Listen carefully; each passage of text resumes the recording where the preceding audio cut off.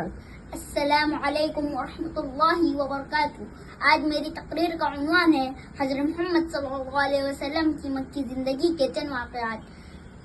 حضرات، مشکل کے راستے آسان ہو گئے، مشکل کے راستے آسان ہو گئے، دشمن یہ دیکھ کر حیران ہو گئے۔ رکھا میرے نبی نے دنیا میں جب قدم، رکھا میرے نبی نے دنیا میں جب قدم، پتھر بھی کلمے پڑھ کر مسلمان ہو گئے۔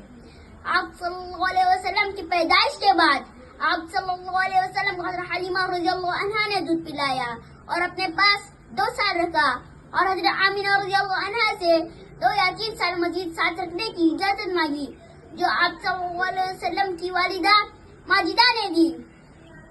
آپ صلی اللہ علیہ وسلم کی والدہ کا انتقال اس وقت ہوا جب آپ صلی اللہ علیہ وسلم 6 برس کے تھے۔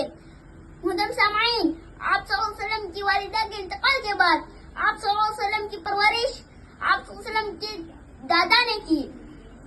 آپ صلی اللہ علیہ وسلم جب 8 برس کے تھے تو آپ صلی اللہ علیہ وسلم کے دادا بھی وفات پا گئے۔